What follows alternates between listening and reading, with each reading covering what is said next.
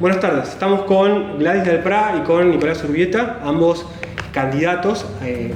Gladys, vos a concejal y vos a consejero escolar del bloque del Frente de Todos, de la lista del Frente de Todos, que encabeza Rubén Romano. Bueno, antes que nada, ¿cómo están? Bien, Muy bien. ¿Y en las vísperas de las elecciones ya los está comiendo la ansiedad o todavía bien? No, bien, trabajando. Bien. Había más ansiedad en las PASO, creo que ahora ya estamos un poco más. Ok, igualmente todavía estamos más o menos 10 días, así que Falta. Cuando se acerque la fecha va. La semana que viene quizá la respuesta es otra. Bien. Bueno, vamos a hacer una breve introducción de cada uno. Me parece importante que los ciudadanos en Campana conozcan a todos los candidatos, no solamente a los que encabezan las listas. Y por lo que estuve viendo en realidad, están por distintos motivos, los dos ligados a la educación, al ámbito académico, en tu caso como candidato a consejero escolar. Y bueno, vos tenés una amplísima trayectoria en el mundo de la academia, ¿no es cierto? Licenciada en Trabajo Social en la Universidad de Luján, ¿no es cierto? Y aparte en Gestión de Instituciones Educativas, sí, en la UAI. En la UAI. Muy bien. Hagamos lo siguiente, yo les voy a hacer preguntas, algunas individuales, específicamente para vos, y algunas para que respondan las dos. Y después, obviamente, estamos todos conectados, así que se puede dar tipo de debate, puede suceder. Bueno, en el caso particular tuyo, que estás, como dijimos recién, indisolublemente ligado tu nombre a la educación, y por eso en Campana sos más conocida, pero para ir a la parte política, a mí me gustaría saber cómo llegás, digamos, si hace mucho tiempo que sos militante política, si siempre estuviste ligada al peronismo, cómo llegaste a esta lista, digamos. Bueno, yo tengo una historia desde mi familia, que mi papá sobre todo fue militante y es militante peronista. Él participó en las comisiones de Siderca, fue delegado de Siderca durante muchísimo tiempo, trabajó para la UOM, para distintas listas en la UOM cuando se conformaron. Así que yo estuve inmersa en ese debate político y de lo gremial desde chica, ¿no? Bueno, esto queda interrumpido con el proceso, con todo lo que sucedió en la historia reciente. Aún así había, como en mi caso, cierta resistencia a algunas de estas cuestiones y me acuerdo que al final del proceso ya se imprimían revistas que los propios obreros hacían en casa, bueno, para difundir y para participar y para preparar lo que después se vino, que fue la apertura democrática. Yo después, bueno, mi tránsito por la universidad, egreso en la universidad también, había participación política en la UNLU. En ese momento la UNLU no funcionaba, no había sede en Campana, entonces era en la Universidad de Luján, en la sede central de Luján. Después ingreso rápidamente al ámbito educativo, cuando egreso de la universidad, y ahí empiezo a trabajar fuertemente con el SUTEBA. Nosotros construimos el SUTEBA en Campana. Yo soy la primera secretaria general del SUTEBA de Campana. Y lo formamos de abajo, o sea, de ir recorriendo los barrios para afiliar a las personas, a los docentes, para trabajar fuertemente. En ese momento estábamos en contra de la ley federal y bueno, veníamos trabajando durante 3 años muy fuerte en ese sentido, todos ad honorem, porque toda esa comisión interna, esa comisión de la primera organización de SUTEBA en Campana, bueno, no había puestos gremiales pagos, sino que trabajábamos fuertemente ad honorem, con un grupo de profesionales egresados también de la Universidad de Luján que conformaban la lista. Y bueno, en esa lista también estaba Sonia Rafael, que después ella continúa, digamos, el trabajo de SUTEBA en Campana. Después, bueno, en su momento, en mi adolescencia, era una de las más chicas que estaba en la JP, o sea, la recuerdo a la polaca como la más grande y no nos llevamos tanta edad, pero sí la polaca, Gione, qué sé yo, y eran debates que nosotros no entrábamos. Desde el inicio ligada al peronismo. Al peronismo de parte de mi papá. Okay. Después yo estuve en otras organizaciones de izquierda en un momento, porque también estaba como enemistada en un principio con el peronismo, después volví. Y bueno, y después sí, fue fuerte el trabajo en el SUTEBA en un momento. Después salgo de esa, me voy a vivir a otro lugar, bueno, a otra provincia, después vuelvo nuevamente. Soy elegida en la jefatura distrital en el 2015. es el primer cargo de funcionaria política que he tenido. Y bueno, fue justamente al final del kirchnerismo. Y yo siempre digo que bueno, que yo llegué al kirchnerismo después, o sea, casi ya con la muerte de Néstor en su momento, porque era muy crítica a un montón de cuestiones y como que no creía yo en un primer momento que toda la propuesta que Néstor y Cristina hacían se iban a concretar. Entonces era muy crítica con eso. Cuando empecé a ver, no sé, lo simbólico de bajar el cuadro, eso fue para mí, que yo venía marchando en las plazas contra la ley de punto final, la violencia de vida, qué sé yo, realmente que eso se concretara y que sea el presidente de la nación que haga eso, lo más. O sea, fue algo como que, bueno, dio vuelta a todo. Y sobre todo que nosotros, en el barrio donde vivía, con mi viejo y qué sé yo, fuimos como una familia muy atacada quizás por el ejército. En mi casa siempre entraron con allanamientos, nos rompían cosas, los libros. Y siempre recuerdo que, como la canción dice, la foto de Perón en el aparador en mi casa existía siempre. Y una vez que después que terminaban de allanar mi casa, mi mamá siempre discutía con mi papá porque no sacaba la foto de Perón, y mi papá insistía que la foto eso no se negocia. Eso no se negociaba. Los libros los quemábamos, estaban en el fondo, estaban escondidos, pero la foto nunca. Y mi mamá siempre discutiendo con mi papá con la foto. Eso me acuerdo, yo tendría 7, 8 años, y me acuerdo esa discusión que era, se iban los gendarmes o la prefectura que venían con esas armas grandes, salíamos todo al patio, nos revisaban nunca nos sacaban ellos la foto. Y mi papá dijo, sí, yo no saco, tampoco le voy a sacar yo. Entonces, nunca se sacaba la foto, era como que eso no se negociaba. Entonces, bueno, por eso estoy ligada como a esa. Y después porque dentro de mi escuela primaria, que era en un barrio obrero, bueno, desaparecieron los padres de mi compañera de banco, yo dejé de tener estos encuentros y no tener la explicación real de por qué sucedía, por qué, qué sé yo, mi compañera que se llamaba Mónica y su hermana que era Karina no estaban en la escuela, no se los veía más y eran cuestiones que no se hablaban, ¿no? Inclusive, siempre cuento una anécdota muy rara, ¿no? Pero bueno, a mí me costaba dibujar la estrella, por ejemplo, ¿no? Entonces yo veía que en mi casa era un barrio como muy politizado, y en mi casa había panfletos que tenían una estrella particular, y cuando yo la vi dibujada dije, chao, esta es la mía, voy a dibujar esta estrella me va a salir. Entonces yo empecé, una vez que me salió la estrella, una nena de 7 años, yo dibujé todo, estrella en todos lados, las paredes, los libros, el cuaderno.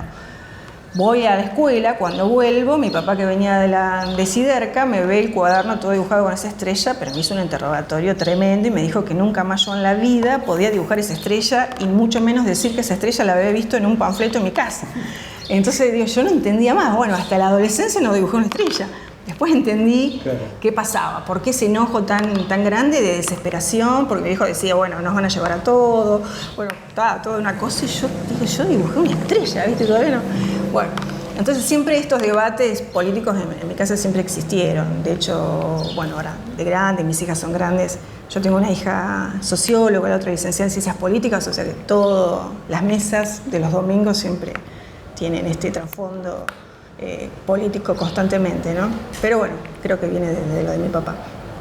Y bueno, y los 4 años estos últimos no, bueno, los anteriores a la pandemia, porque es como que, nada, es como que hay un impasse en la pandemia, ¿viste? Y cuesta como recapitular ahí.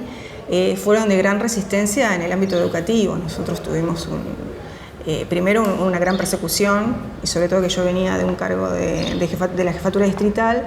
Entonces todo lo que hacíamos era como muy puesto en cuestión y sobre todo denostado, ¿no? Este rol del docente fue pisoteado todo el tiempo, ¿no? Tengo una cantidad, sobre ese tema específico que estás mencionando, tengo una cantidad de preguntas que es imposible que las haga todas. Me encantaría hacerlas, pero una cuestión lógica de... Ya son largas nuestras entrevistas, pero no puedo, me quedaría 3 horas con esto. Se las voy a ir haciendo las que encajen mejor de a poco. Ahora, Nico, hay 2 cosas que resaltan enseguida, que es sobre las que me gustaría preguntarte. No sé por cuál voy a empezar, ya lo decidiré sobre la marcha. Una tiene que ver con tu rol con el Albisola Fútbol Club, que me parece que hoy estuve yo tenía una idea, pero ahora me estuve interesando más y la verdad que es asombroso. Y la otra que llama la atención rápido es tu militancia en el Partido Comunista. Son 2 cosas que me gustaría tocar. Empecemos por el Partido Comunista. Dos son las preguntas. Primero, ¿cómo haces para, ¿no es cierto?, congeniar por ahí esta cuestión de estar en un espacio amplísimamente, mayoritariamente peronista, desde una agrupación, desde un partido que digamos, decididamente marxista, con esta realidad o digamos, como impartimento de la doctrina peronista como tercera posición? ¿Cómo haces vos individualmente y cómo hace el Partido Comunista para encajar en el frente de todos? También vi que el Partido Comunista Revolucionario también apoya, no sé si es parte, pero lo apoyan en los votos. Y después me gustaría saber cómo llegás al Partido Comunista. Eso para empezar. Y después, lo último, vos podés responderme si no te lo recuerdo. En Zárate, por ejemplo, vemos que una presencia del Partido Comunista importante, o sea, ya con lo de Tania Caputo siendo presidenta del bloque y siendo candidata a diputada, se nota una presencia fuerte que desde lo que se puede percibir en Campana por ahí no es tan así. Me gustaría que me dijeras en qué estatus está, en qué situación está el Partido Comunista. Te maté a pregunta, perdón. No, está perfecto, pero están todas relacionadas, así que creo que el hilo conductor para poder responder todas es el origen de cómo empecé a militar en la política. Y también ahí creo que hay un montón de respuestas de cómo hago, cómo transito esto de estar participando en un espacio ampliamente peronista, como decías vos. Bien. Creo que la respuesta está ahí. Yo arranqué a militar allá por 2010. Yo, a diferencia de Gladys, no vengo de una familia con trayectoria militante, pero sí en mi casa siempre había libros de la Revolución Cubana, de Fidel, del Che, entonces tenía por ahí un poco de lectura, de Perón también, considerando estos cuadros, por ahí como cuadros revolucionarios o cuadros guerrilleros, pero no tanto relacionándolo con lo político partidario en sí. Pero obviamente 2010 me inicio en la universidad, yo estudié en la Universidad de Luján, la licenciatura en Comercio Internacional, y como decía, 2010, pleno kirchnerismo, yo como un montón de jóvenes más, que primera generación de universitarios, tuvimos ese bichito de querer participar en la política, ¿no? Y bueno, fue ahí que me fui interiorizando un poco más. Y esto es una anécdota que yo siempre le cuento a los compañeros de la Cámpora, que yo antes de militar en el Partido Comunista había cargado la solicitud para militar en la Cámpora. No tuve respuesta, pues entrando en contacto con compañeros en la universidad me fui acercando más al partido, y también ahí hay una anécdota que yo siempre cuento, y es que tiene que ver con una entrevista que le hacen a Pugliese cuando le preguntan sobre su militancia en el Partido Comunista, y él cuenta que siempre eso le trajo mucho más dolores de cabeza por el tema de la persecución que alegrías, pero que sin embargo él termina la entrevista diciendo que cada día lo quiere más al partido, y a mí me pasa eso, porque eso también te genera un amor y un sentido de pertenencia que hace que uno se sienta cada vez más parte y que quiera cada vez más a la organización. En términos políticos, el partido viene ya participando del Frente para la Victoria en 2009, llega un poco tarde al kirchnerismo el partido, venía de un debate interno que aún hoy lo sigue teniendo. ¿Y en ese debate vos tuviste una postura decidida de entrada? ¿Vos siempre estuviste de acuerdo? Sí, yo cuando me sumé en 2010, el partido ya tenía la línea clara de participación en el Frente para la Victoria, y eso fue también lo que a mí me llevó a sentirme mucho más identificado.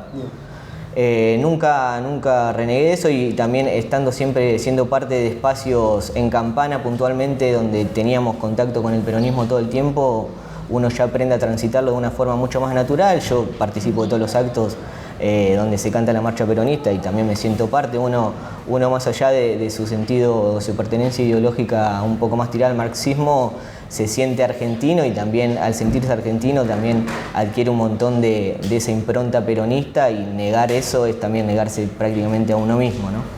Entonces mi militancia fue avanzando en el Partido Comunista al mismo tiempo que avanzaba la universidad, una carrera en donde no se habla de política prácticamente en comercio internacional, pero sin embargo eso me iba también permitiendo relacionar con un montón de cuestiones de la realidad, donde ponía en práctica mi militancia en el centro estudiante, básicamente, donde ahí fuimos construyendo una agrupación que se llamó la GELBAR, de donde fue un ministro de Economía de Perón, que venía del Partido Comunista, entonces tratamos también siempre de darle nuestra impronta, y ahí fue que fue de a poco avanzando mi militancia.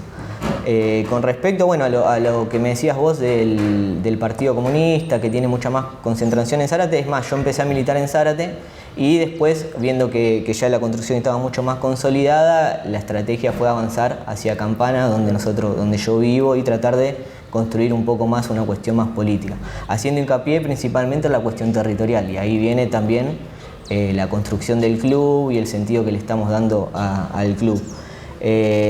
Los objetivos ahora en la actualidad es tratar de darle un contenido mucho más político, crecer en términos de organizaciones. En Campana hubo un partido comunista hace mucho tiempo que después se disolvió, entonces estamos tratando de reconstruir un poco eso, pero al mismo tiempo seguimos participando, en este caso del Frente de Todos, aportando lo que se puede, siempre en nuestros frentes de militancia, en nuestro frente de masas, tratando de darle una visión un poco más estructural, un poco más de izquierda al debate que siempre se da dentro del frente. Perfecto. Bueno, ahora le hago la pregunta porque es del ámbito de la educación, ha habido de todo pasaron muchas cosas en el ámbito de la educación con respecto a la pandemia y bueno, ambos pueden darme sus visiones que seguramente podrán coincidir o no, pero bueno, me interesa también conocer esos matices. ¿Por qué creen que en el caso puntual de Campana, ¿no? Después podemos ir más al ámbito de la provincia de Buenos Aires, pero ¿por qué creen que en Campana Abel, el intendente y su gestión presionaron tan decididamente y desde tan temprano, porque lo empezaron a hacer cuando la pandemia estaba muy lejos de ser resuelta y con todavía mucho por conocerse, con mucha ignorancia sobre cómo proceder? ¿Por qué presionaron tan decididamente con el retorno a las clases presenciales, ¿no es cierto? Como dando a entender que no estaban habiendo clases, como si la virtualidad no fueran clases. Y ese es un interés genuino que ¿usted cree que es un interés genuino de su gestión y de él? ¿O está respondiendo a presiones o a intereses externos? ¿Qué piensa? ¿Por qué esa decisión tan fuerte de querer que a toda costa abrir la escuela? Sí, yo creo que sigue con las líneas del partido en general, o sea, lo que no creo ni siquiera que sea una idea propia de Abel en Campana. Esto realmente fue guionado, o sea, como son todas las propuestas que tienen y tienen relación a nivel nacional o sobre todo con la ciudad de Buenos Aires, está estrechamente relacionado, ¿no? Entonces, por un lado, es el discurso que queremos que la presencialidad se concrete y que sea lo más rápido posible, y por otro lado, en términos concretos y materiales, hubo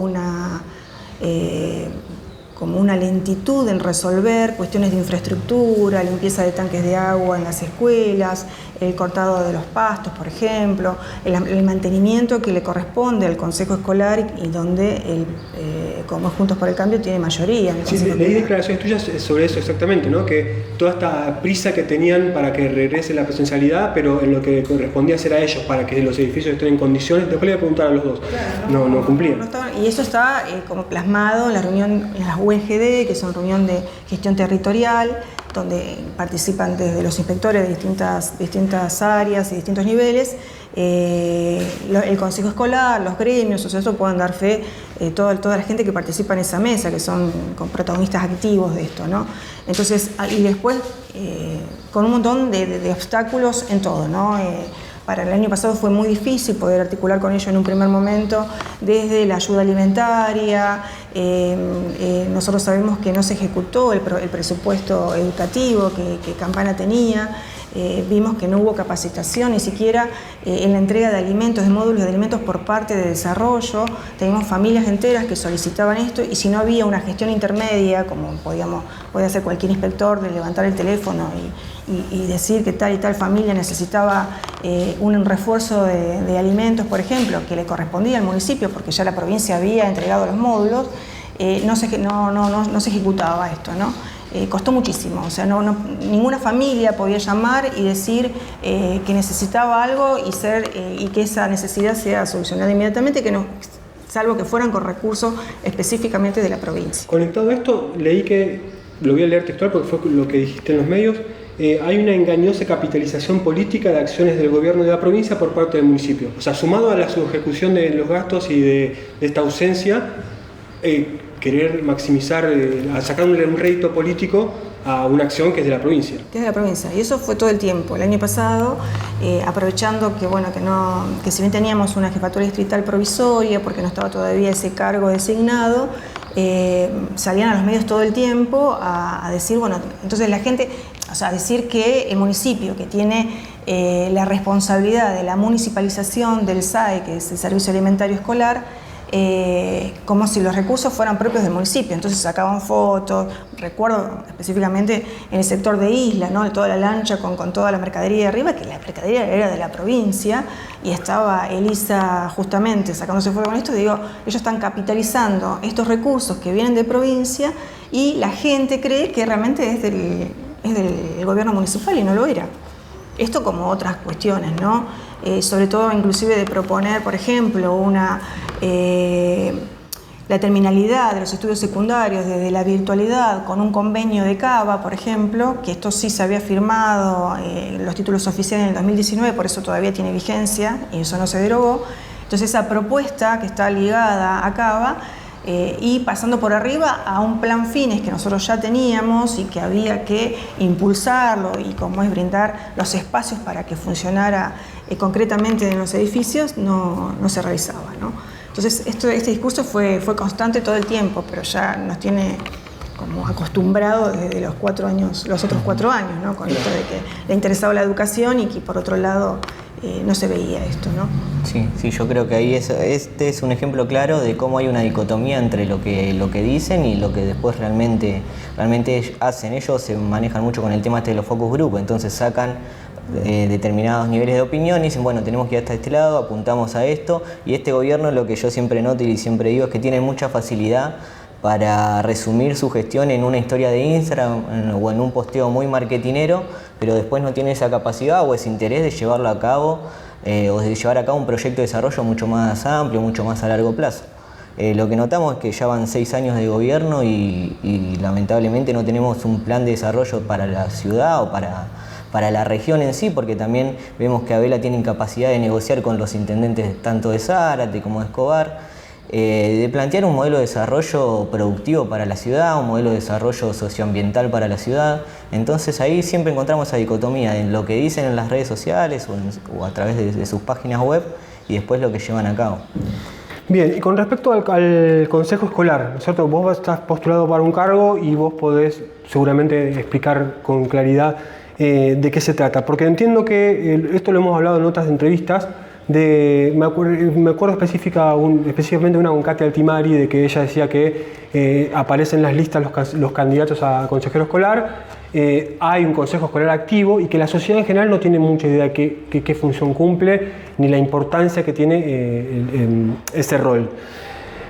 ¿Podrían explicar 2 cosas? En palabras simples, ¿cuál es el rol del consejero escolar o el rol del consejo escolar? Y después hacer una evaluación de la gestión del consejo escolar, que hoy mismo tiene mayoría del macrismo en Campana. Bueno, el rol es de articulador de políticas públicas en el territorio en un primer momento, y el mantenimiento de las escuelas, de infraestructura, tiene a su vez el manejo de los recursos humanos con respecto a los auxiliares de las escuelas. Entonces tienen que trabajar fuertemente con los gremios del plantel de auxiliares en los distintos establecimientos educativos, y todo lo que tenga que ver con mobiliario, infraestructura y recursos humanos destinados a la limpieza y el mantenimiento de los edificios. Ese es como el rol principal que tiene el consejo escolar. Como de eso depende el funcionamiento después de que las clases se puedan concretar en tiempo y en forma, que los grupos puedan asistir en un ambiente adecuado, tranquilo, con la seguridad e higiene que debe proveer. Ellos también tienen la responsabilidad de la proyección, de la ampliación de la infraestructura, este crecimiento vegetativo que las escuelas tienen cuando la matrícula va en aumento, o dar respuestas a aquellas poblaciones que empiezan, o sea, que tienen una matrícula particular y después por cuestiones migratorias internas esa matrícula va creciendo, como fue después de la ASPO. O sea, hubo mucho movimiento interno que tuvo que ver con pérdidas de trabajo en algunos casos, cuando las familias se trabajan en el sector informal, por ejemplo, entonces se tuvieron que reagrupar en aquellos lugares donde tenían más cercanía al lugar donde trabajaban, o si no, a lugares donde estaban los familiares y bueno, eso se dio, digamos, en la pandemia, este movimiento migratorio, inclusive entre las ciudades, ¿no? Y, por ejemplo, ahí nos quedó Las Praderas, una escuela que, si bien es nueva, la escuela primaria de Las Praderas necesita la ampliación de aulas para dar respuesta a esa demanda de la población que ahí hay hoy, los que están en este momento, ¿no? Que son muchas. Y además, también nosotros recepcionamos chicos que estaban en escuelas privadas también y que, bueno, volvieron por el impacto de la pandemia a escuelas públicas, por ejemplo, al no poder sostener una matrícula, ¿no? Claro. Más o menos es. Sí, yo creo que también es importante entender el rol del consejero como un cuadro necesariamente técnico, porque tiene que ser una persona que esté inserta en el frente educativo. En mi caso me toca estar ya trabajando desde hace un tiempo en el área de adultos, en el FINES puntualmente, pero también es necesario que el consejero sea un actor político y un cuadro político que tenga la capacidad de interpelar o de negociar con un montón de otros sectores, en este caso con infraestructura. Por ahí lo que vemos siempre es que el macrismo suele tener cuadros técnicos muy buenos, pero que no tienen esa capacidad de negociación, esa capacidad de ver más allá de una planilla de Excel o de cuestiones mucho más técnicas. Entonces creo que el plus que se le puede dar a ese rol es ese, ¿no? Tener una visión mucho más política, mucho más sistémica de la realidad y también tener la posibilidad de negociar, en este caso con provincia, no solo saltear a la provincia como hacen y recurrir a los recursos que le bajan de ciudad, sino tener esa capacidad de negociar y esa capacidad de utilizar todos los recursos disponibles, no solo los que dependen de su partido político. Bien. Bueno, ya ahora metiéndonos más en el tema de las elecciones y lo que pasó, digamos, los resultados de las PASO, las anteriores elecciones, me gustaría saber qué balance hacen, qué opinión tienen bueno, en las PASO. Por lo pronto lo que terminó pasando es que, por lo menos mi lectura es que hay una fuerza política que puso como bandera a la hermana del intendente Sebastián Abela, con nulo o escaso pasado político, y sacó una cantidad importantísima de votos, le sacó mucha ventaja en su interna, en la pelea interna y aparte a los demás espacios. ¿Qué lectura hacen de una situación como esta, ¿no? De una persona que, más allá de la conexión con el apellido del intendente, no tiene un pasado en político, y también con esta realidad de que el peronismo en Campana lleva ya muchas elecciones perdiendo justamente contra lo que se podría llamar abelismo? Primero, ¿qué expectativas tienen? ¿Cuál sería el objetivo al que aspiran para estas elecciones que se avecinan? Y si tienen alguna lectura de qué es lo que sucede. O sea, primero, ¿cómo puede ser esto que se dé, que una persona sin experiencia saque esa cantidad de votos? Y la lectura de por qué el peronismo en Campana hace tanto tiempo que le cuesta imponerse en las elecciones. A mí, o sea, yo lo tomé como una gran decisión el poder competir en las PASO y que las PASO pueda reorganizar, digamos, el movimiento y que realmente los vecinos, los ciudadanos puedan decidir quiénes son sus referentes políticos y esto que pueda armar esta fuerza política, rearmar nuevamente esta fuerza política, porque si no, o sea, la lista de unidad me parece a mí que quizás ha fallado en un momento, porque de hecho falló porque la unidad no está en el Consejo Deliberante plenamente ejercitando, digamos, ese rol que la sociedad les dio, ¿no? como frente opositor a nivel local. Entonces yo lo tomé como, o sea, si bien en un primer momento todo el mundo dice sí, bueno, podemos volver a la unidad, o sea, lo hablo desde mi lugar, ¿no? Cuando se debatían estas cuestiones, y después, o sea, el pensar y apostar en este proceso democrático que son las PASO, a mí me parece que fue una gran decisión, y que esto reorganiza, reordena, y que, como la frase está muy trillada, pero bueno, el que gana, el que dirige, el resto acompaña. Yo realmente creo que esto es así, que nosotros estamos en este proceso de volver a pensar la ciudad todos juntos, ¿no? De hecho, lo vemos en las recorridas, en los barrios, que lo vemos a Alejo, que es el que sacó más votos de las listas opositoras. Y se integró a la lista. Que se integró a la lista y que está acompañando en este momento a toda la campaña. También lo vemos en otros barrios, otros referentes que también se suman, y bueno, se suman a la fiscalización y se están sumando a esta construcción que, como todos, es un frente que tiene distintas miradas, y bueno, hay diálogo y a veces hay tensiones sobre algunas cuestiones que se ponen a la mesa, pero yo creo que uno puede mirar y puede pensar en la construcción de acá a 2 años, ¿no? De poder disputar esta ciudad que nosotros queremos y que obviamente no es la que estamos transitando en este momento. Esta ciudad que es poco inclusiva, que no tiene fuentes de trabajo, que se festeja, no sé, ahora la llegada de Habana en la Ruta 4 y la Panamericana, y no la de una empresa que apueste a mejores puestos de trabajo. Y con respecto a Elisa, es portadora de un apellido, justamente, ¿no? En la primera parte de la campaña, si uno se ponía a mirar cómo fue la estrategia de la campaña en un inicio, Elisa no salía a hablar con la gente, no estaba en los barrios. Sí, la figura visible era la de Sebastián, todo el tiempo, que la gente reconoce a Sebastián, ¿no? Entonces yo creo que con todo el marketing y todo el lugar que tienen desde los medios de comunicación, o sea, los que más consultados, medios de comunicación más consultados, está toda la gestión de Abela puesta en primer lugar, ¿no? Y hay poco lugar para el espacio de los disidentes o los que estamos en otra vereda y proponiendo otro modelo de ciudad. Yo creo que le favoreció eso, ¿no? Y que la gente, ahora estará votando a una candidata a concejal. Veremos después, dentro de 2 años, si esa candidata a concejal quiere disputar la intendencia, si tiene el mismo apoyo que tiene hoy su hermano, digamos, Sebastián, ¿no? Que particularmente, o sea, yo al estar en un lugar de gestión como es educación, yo me siento a hablar con Elisa muchas veces y hemos discutido inclusive de política muchas veces, es una persona accesible, pero digo, claramente representa un modelo ideológico y sigue los pasos de pensar la ciudad desde ese lugar, ¿no? Entonces, creo que con vista dentro de 2 años nosotros podemos dar batalla a eso, ¿no? A poder pensar en una propuesta integral con los cuadros técnicos como lo estamos armando, con pensar la ciudad y planificar la ciudad desde una perspectiva de género que sea inclusiva y que tenga propuestas para todos, todas y todos.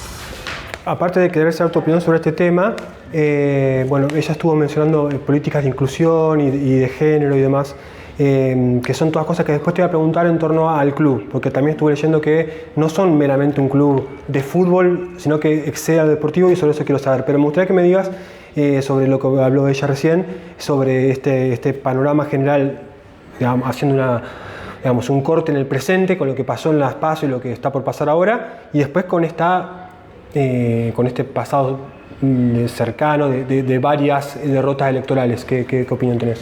Sí, en términos generales coincido completamente con Gladys. Creo que las PASO fueron sumamente necesarias.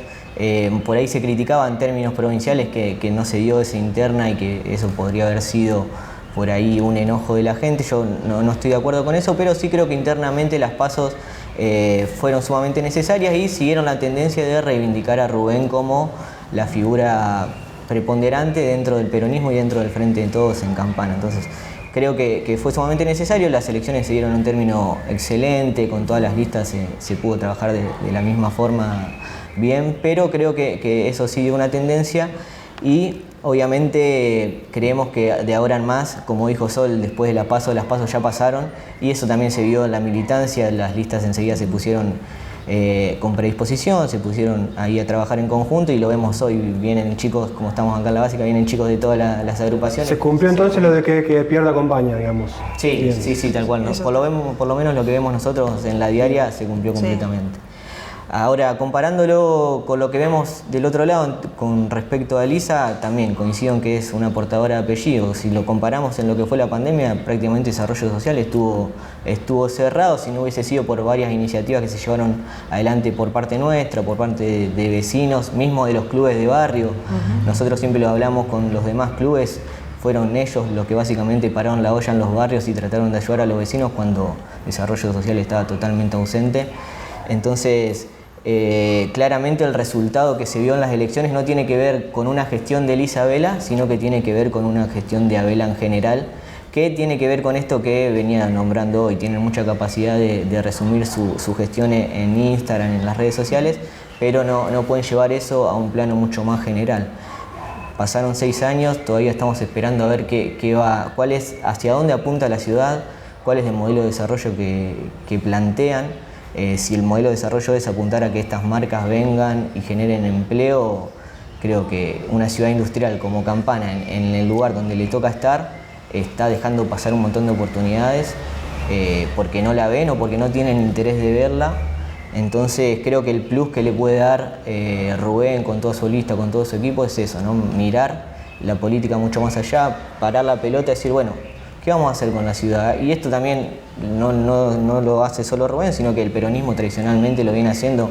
Está el proyecto de Jorge Varela, donde planteaban el modelo de desarrollo para la ciudad, y creo que ahí tenemos una base de dónde salir para pensar eso, ¿no? Entonces, creo que ahí está la diferencia entre un modelo que plantea cuestiones básicas, inmediatas, que resuelven sí problemáticas de los vecinos, pero que no tienen que ver con cuestiones estructurales, con un modelo que apunta mucho más allá, que tiene mucha más relación con provincia, que viene a plantear eso de decir, bueno, trabajemos en conjunto con provincia, con nación, utilicemos todos los recursos que sean necesarios para que la ciudad avance, que la ciudad crezca y que tenga un modelo de desarrollo inclusivo, que incluya islas, que incluya los barrios, que no solo los barrios sean ir a un asfalto, tiro un asfalto y listo, sino que se plantee un modelo de desarrollo que realmente incluya a todos los vecinos y que creo que hacia ahí debemos apuntar.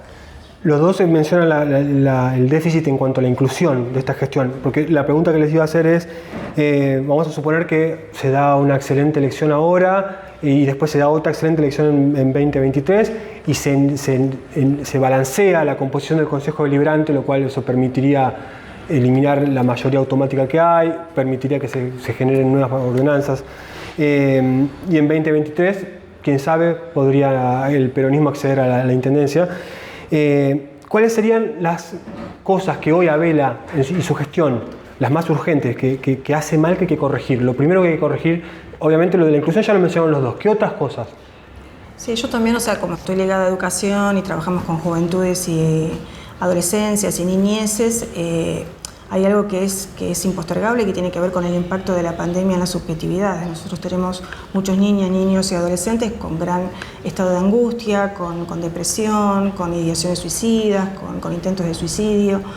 Si bien desde educación nosotros conformamos un Consejo Intersectorial de Salud Mental que fue una iniciativa desde educación en el 2009, que tiene un número de ordenanza y que trabajamos en esa forma articulada, no vemos políticas claras y concretas de trabajo y de articulación en esta cuarta ola que la llaman. O sea, vos no ves políticas claras en todo lo que sos especialista, digamos.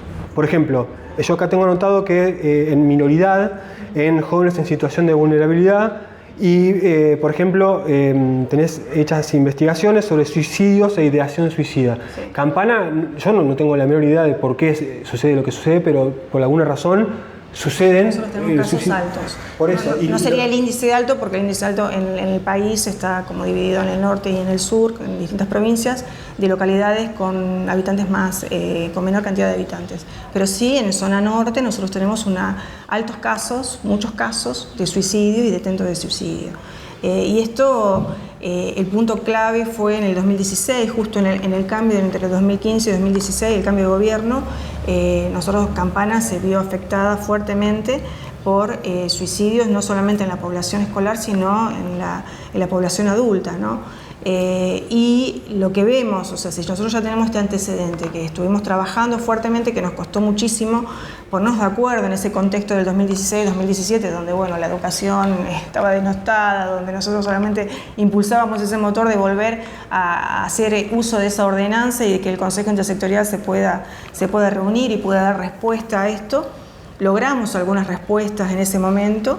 Pero ahora, mirando este antecedente nuestro, ¿no? Y esta cantidad de situaciones que están sucediendo, con esta cuarta ola que impacta en la salud mental fuertemente, de lo que estamos viendo hoy, ayer tuvimos se me atraviesa con situaciones concretas. Ayer estuvimos durante 4 horas buscando un joven de una escuela secundaria que había puesto en las redes sociales que se iba a matar.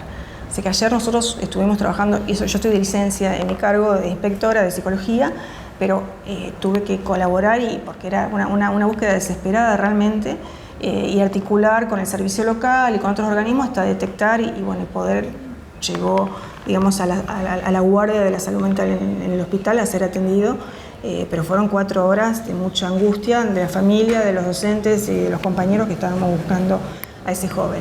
Estas situaciones que se dan ahora y que son muy complejas en su abordaje se vienen dando con más agudeza, digamos, desde esta etapa de la pandemia. Y sabemos, y esto a nivel mundial, sabemos que la cuarta ola es tan importante y que se necesita políticas concretas en el armado de estrategias comunitarias de intervención para esto, porque nosotros no podemos pensar en muchos psicólogos para cada una de las personas, sino en una política pública local que pueda dar cuenta de ese trabajo y cómo esto impacta, cómo impactó la pandemia y las pérdidas que nosotros hemos tenido, no solamente de compañeros, familiares, sino a nivel comunitario, gente muy reconocida y referentes barriales que han muerto con la pandemia.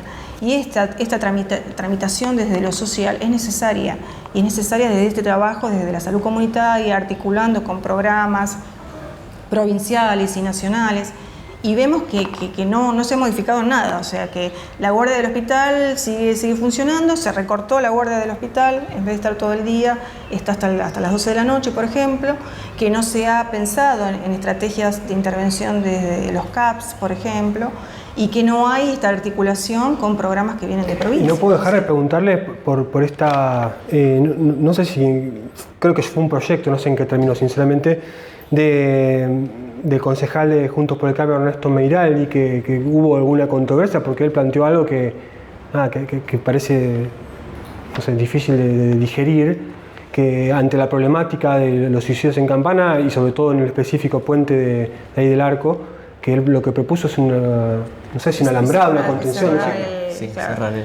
Yo lo que digo es que, por sí solo no salva vidas, pero no está mal porque los puentes de la Josefa, por ejemplo, se tuvieron que cercar. La Panamericana, y que está concesionada, tuvo que cercar esos puentes. Nuestra investigación desde 2007-2008 daba cuenta que la población adulta de la Josefa resolvía sus conflictos. Una de las cuestiones una forma de resolver sus conflictos tenía que ver con el suicidio, y en esos lugares de la Panamericana. Entonces, cercarlo no estaba mal, pero tiene que formar parte de una política integral. Claro. O sea, cercarlo. Y no capacitar a los efectores, bomberos, policías. No tiene que ser una medida dentro de un paquete general, de un plan. No pensar en un teléfono de ayuda, por ejemplo, como es el Centro de Asistencia a la Víctima, en los CAPS, los Centros de Asistencia al Suicida, perdón, los CAPS. No pensar en un teléfono de ayuda, en una capacitación con todos los efectores que trabajan, que son los bomberos, la policía, los propios educadores. No pensar en algo integral, eso solo no basta. Es más marketinero que otra cuestión, ¿no? Y más viniendo de un personaje político que además es doctor y que está formado en el tema como Meiraldi, que tenga una respuesta a una propuesta de ese tipo por ahí. Y aislada, o sea, sin más que una locura, desilusiona, decir, esperamos mucho más. Proviniendo de un médico, claro. Viniendo de un médico, esperamos mucho más. Y volviendo a la pregunta esta que decías vos, que es lo que yo creo que el gobierno hace mal, creo que hay algo que es fundamental y que tiene que ver con la vida democrática de la ciudad, es la poca importancia que se le da al Consejo Deliberante.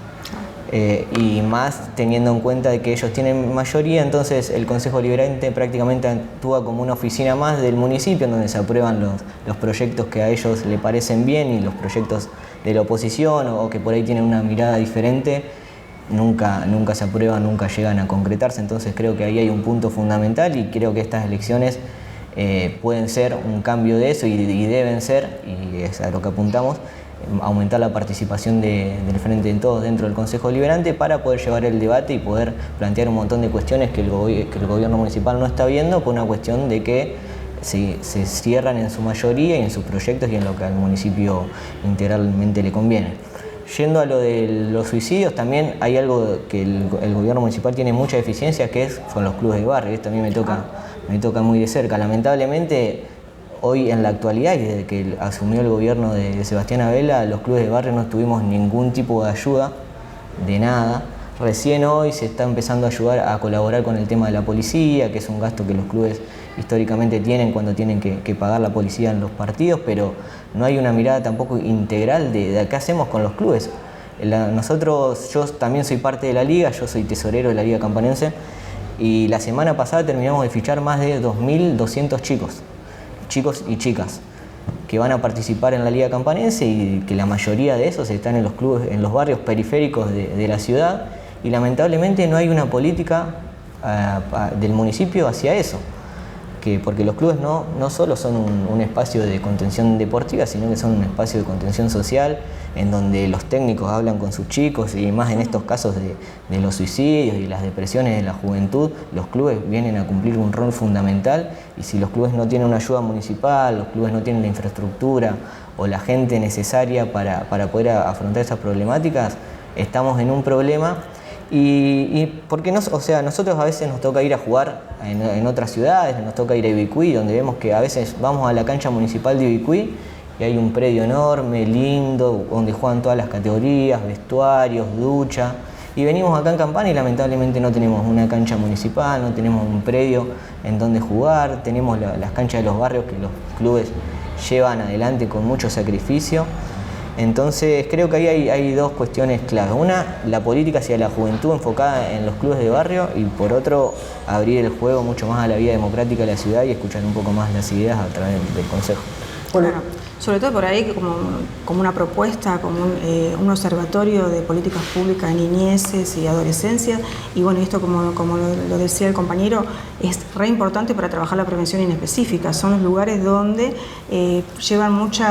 pasan mucho tiempo los jóvenes en esos lugares, donde se puede trabajar desde noviazgos violentos, la prevención de noviazgos violentos, prevención de violencia de género, estos padecimientos subjetivos de los jóvenes, y sobre todo brindarle un espacio, realmente que el deporte como prevención inespecífica de estas cuestiones tenga un rol fundamental en la ciudad, y que esté desarrollado en un lugar mínimo, en un lugar que sea municipal y que tenga las condiciones dadas para que todo lo demás suceda, para que suceda las charlas, la prevención, para que suceda el cuidado, para que forme parte dentro de las políticas de cuidado justamente para las niñeces y las juventudes. Entonces, algo más que no se tiene en cuenta. Entonces, yo creo que tanta promoción y propaganda con el asfalto solo no hace la vida de las ciudades, y bueno, no hace una ciudad inclusiva, y no hace una ciudad pensando en políticas concretas para las niñeces y las juventudes. Eso es algo que falta y que es imperdonable, ¿no? Porque tiene que ver con el futuro, con nuestro futuro. No, y me parece que como ejemplo de esto que estamos hablando, y para seguir hablando Ni hablar de los talleres, ¿no? Perdón, los talleres culturales también. Nosotros tenemos una comisión de cultura y educación, y también los profes, los docentes hablaban de esto, ¿no? De la falta de propuestas culturales en los barrios. Sí, en eso nosotros podemos también dar fe, sí. Claro, está centralizado en la ciudad de Campana y el resto no participa. Con respecto a esto de los déficits que tiene el municipio con respecto a, en este caso, ayudar no solo al Vístola, sino a todos los clubes de la Liga Campanense, a los clubes de barrio en general, quizás por perder de vista la función que tienen, ¿no? Quizás porque nunca la han experimentado, no lo sé. Pero estaba viendo, hoy estuve mirando la página del Vístola Fútbol Club, y entre las muchas cosas muy, muy positivas con las cuales me vi sorprendido, vi también, ya lo había visto, pero ahora lo leí mejor, esta movida, ¿no? Que ahora me contarás en qué estadio están, para hacer el cerco perimetral, digamos, para hacer ustedes plantearon de quienes les puedan donar un rollo de 10 metros, ustedes les iban a dar publicidad por una cantidad de años. Y nada, yo pensaba, ¿no? Qué cosa me parece genial la movida, y seguramente han habido personas que se han prendido, ahora nos contarás, pero qué increíble tener que llegar a recurrir a esto, ¿no? Porque entré a Mercado Libre a ver cuánto sale un rollo de 10, y vi que sale tipo 6.000 pesos, una cosa así. O sea, montos que están perfectamente asequibles al alcance del municipio, digamos. Sí. Y no. O sea, no. Sí, se hace muy difícil primero recibir una ayuda del municipio.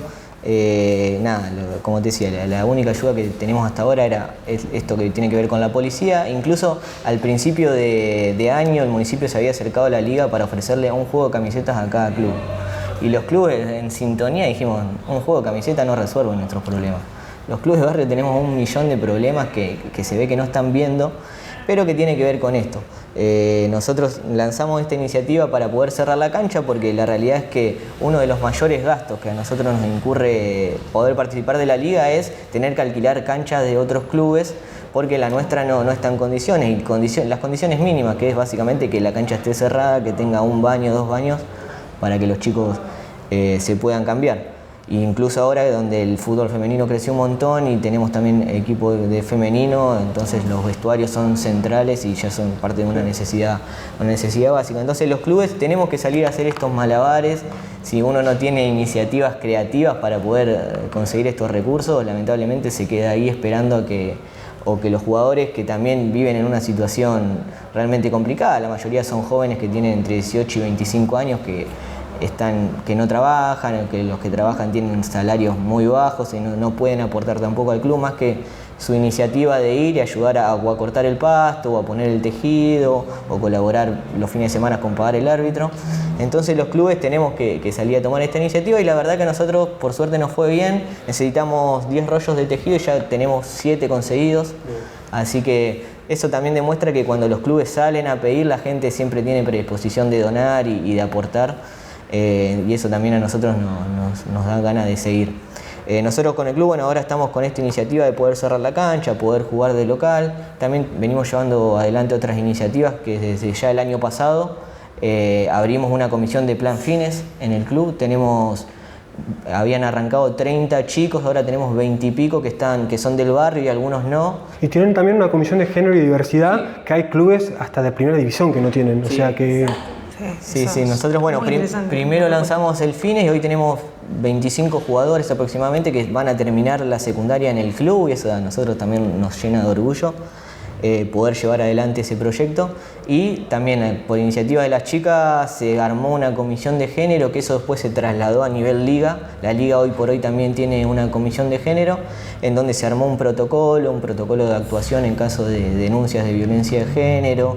Y la verdad que eso fue bien aceptado no solo hacia adentro del club, sino a nivel liga y a nivel de clubes, donde todos los clubes se adecuaron a ese protocolo, si bien lleva mucho sacrificio llevarlo adelante y que los clubes lo adapten de forma mucho más natural, pero es una iniciativa que se lleva adelante y que también es un germen que después se va multiplicando.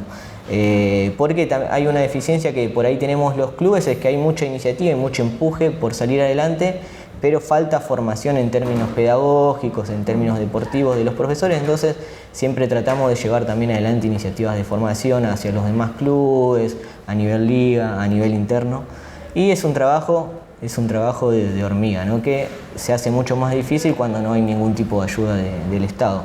Hoy por hoy, a nivel nacional nos encontramos con que de pronto aparecieron un montón de subsidios, pero siempre hay una dicotomía entre las políticas públicas que se intentan llevar a cabo con lo que realmente se da en el territorio.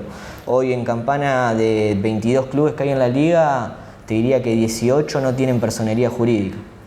Entonces quedan afuera de acceder a estos programas por no tener los papeles en día. Entonces también ahí hay un trabajo que se podría hacer mucho más fácil de llevar adelante si hay un Estado presente que te banque ese gasto de sacar la personería jurídica. O que te asista. O que te asista básicamente con funcionarios públicos que lo ven en el día a día como un trabajo más, como ven y te ayuda este club acá en personería jurídica para que lo puedan sacar. Pero bueno, lamentablemente eso hasta ahora no se da. Pero aparte de la base de no reconocer esa función social que tienen los clubes, ¿no? Entonces, sí, está totalmente minimizada. Al hecho de venir y donarte un juego de camiseta diciendo con esto te resuelvo tu problema, es prácticamente denostar lo que venimos haciendo.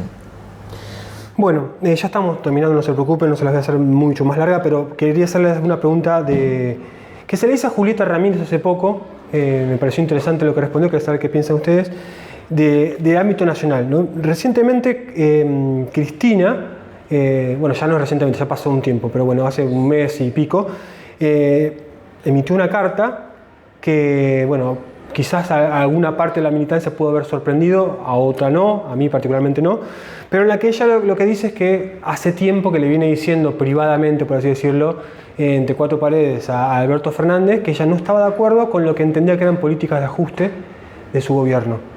Y que ella le indicaba que ese no era el camino, que por lo menos para ella. ¿Qué piensan? ¿Están de acuerdo con el contenido de lo que dijo? ¿Piensan que ese es algo que tendría que haberse mantenido entre cuatro paredes? ¿O al revés, piensan que si ella lo piensa y siendo quien es, tiene el derecho de decirlo? Primero que nada, ¿están de acuerdo? Sí, yo estoy de acuerdo. A mí me parece que blanqueó una situación que no se estaba reconociendo o no se podía avanzar en eso, y de hecho los cambios fueron inmediatos, o sea, hubo una respuesta también del presidente en esta situación. Fue muy discutida, inclusive discutida en distintos ámbitos, ¿no?, donde uno transita, y a mí me pareció oportuna, me pareció como una estrategia muy fuerte y poniendo en la mesa en términos políticos qué estaba sucediendo. Entonces yo creo que como es Cristina, que sale a decir lo que sucede, me pareció muy honesto y me pareció que era el momento, y de hecho tomó partido enseguida el presidente y bueno, y empezó estos cambios que eran requeridos, y se escucharon las urnas, claro. O sea, que lo que la ciudadanía quería. Entonces yo particularmente estoy de acuerdo. ¿Nico? Sí, desde mi punto también coincido completamente con lo que dijo Cristina. Creo que fue, más que nada lo que hizo Cristina fue poner los puntos sobre la mesa y decir, bueno, prioricemos esto. Yo sé que estamos viviendo una situación difícil, que la pandemia nos atravesó todo, que nadie la esperaba, y que obviamente tenemos un montón de responsabilidades que cumplir, el pagar la deuda, pagarla al Fondo Monetario Internacional, pero la realidad que está viviendo la sociedad es otra. Apuntemos primero a solucionar estos problemas, dejemos la deuda de lado, veamos esto, tratemos de solucionarlo, no solo de acá a las elecciones, sino mirándolo en el largo plazo. O sea, que tengo justo anotado eso para preguntar, porque vos lo sacaste vos al tema. ¿Eso es algo que se puede concretar o es más bien un eslogan de una arenga de campaña? No pago la deuda. No sé si el no pago, pero esto de esperar el tiempo que haga falta hasta que el país crezca para después pagar. ¿Es una frase perdón que lo diga así, pero para la tribuna, o se puede hacer? Y yo creo que hay por ahí una diferencia entre lo que uno cree. Yo creo que la deuda primero tiene que ir a analizarla, a ver qué es lo que realmente hay que pagar y lo que realmente se tomó en forma bien legítima, por decirlo de alguna forma, pero después en la práctica se hace muy difícil. Tenemos la experiencia de lo que fueron los fondos buitres, como menos de un 1% complicó prácticamente Exacto. la vida económica de un país y de una región, y cómo tampoco fuimos capaces a nivel internacional de ponernos de acuerdo y decir, lo que está haciendo Argentina está bien, banquémoslo y veamos qué pasa, pongamos prioridades y veamos qué pasa. Lamentablemente no hay por ahí un clima favorable a nivel internacional que te permita plantarte y decir, no, al Fondo Monetario hoy no le pago, primero no decido esto, pero plantearlo sobre la mesa, ponerlo en debate está bueno, porque también invita a la gente a pensar, invita a la gente a decir, bueno, el gobierno está haciendo los esfuerzos necesarios, sabe que esto hay que pagarlo, no queda otra, pero también tenemos que resolver estas cuestiones. ¿En qué forma lo vamos a pagar? ¿En qué forma lo vamos a pagar, tal cual? Y última pregunta, la verdad que los he estado saltando de un lugar a otro, perdón por la brusquedad del cambio de temático, pero esta ya es la última pregunta. Más que una pregunta me gustaría que me digan o que le digan a los votantes que por ahí no han decidido todavía su voto, ¿por qué votar? Las razones más importantes por las cuales votar a la lista de Rubén Romano ahora el 14 de noviembre. Porque Rubén Romano es nuestro candidato, es un candidato intachable. Todos los que conformamos la lista somos personas que somos trabajadores, que creemos que Campana puede cambiar, que venimos de un recorrido de distintos ámbitos donde apostamos a este proyecto, no solamente de Campana, sino a nivel provincia y de país. Y con ver a Rubén desplazarse en los barrios, en el centro, en distintos ámbitos, vemos la recepción de la gente y creemos que realmente tenemos muchas ideas para llevar adelante en el Consejo Deliberante y que puedan cambiar esta realidad que hoy tienen todos y tenemos como ciudadanos en Campana. Nico. Por mi parte creo que es muy importante que la ciudad se ponga en sintonía con provincia y con región. Y más teniendo en cuenta el proceso que se viene, ya estamos pasando la pandemia, o al menos esperamos, necesitamos una ciudad en sintonía con las políticas provinciales, con las políticas nacionales, una ciudad que dé el salto de calidad, que empiece a darle a los vecinos soluciones a las problemáticas estructurales, que deje de ser una de las ciudades con menos transparencia de la provincia de Buenos Aires. Necesitamos realmente una persona como Rubén, transparente, honesta, donde que la gente en los barrios la reconoce todo el tiempo, que se ponga al frente de la ciudad, que ponga al frente a todo su equipo técnico, a todo su equipo de militancia, a todo su equipo de profesionales en pos de la ciudad y en pos de un desarrollo realmente concreto para todos. Muchísimas gracias a ambos, fue un placer. Bueno, Muchas muchas gracias.